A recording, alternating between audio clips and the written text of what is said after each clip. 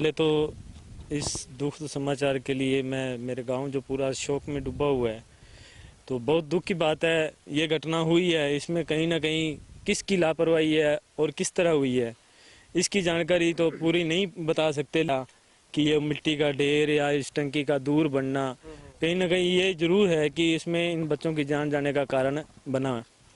तो करीब बच्चों का जो टाइम इधर आने का था, लगभग मान तो नहीं सकते आप क्या हो सकता है, करीब या 6 या 6:30 के करीब का टाइम इनका इधर आने का हुआ। तो मेरे पास जैसे कि कॉल आई यहाँ से गांव के किसी मेन बंदे की, बोले कि डिग्गी के अंदर बच्चे हैं।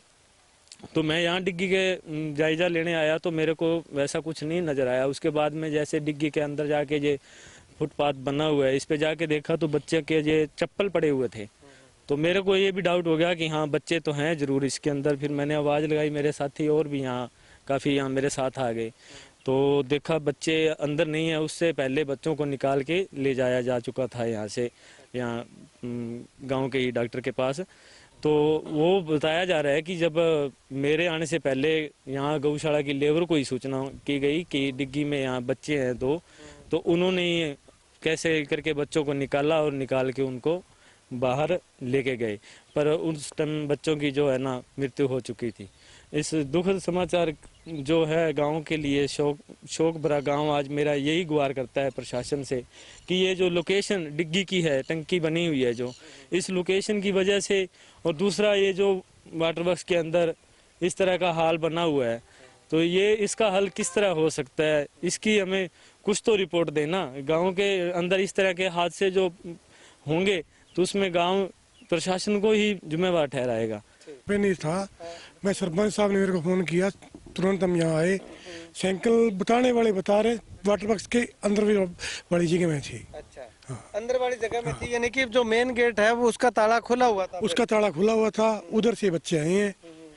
और मैं तो इरिगेशन डिपार्टमेंट को जिम्मेवार मानते हैं। ये देखो सामने वहाँ जगह पड़ी है, वहाँ नहीं बनाई, या एकांत में बनाने का रीजन तो बताए मैं आकर। मैं तो कहता डीसी साहब के पास ये रिपोर्ट जाए, डीसी साहब आके देखें यहाँ डिग्गी बनाने का क्या रीजन रहा है।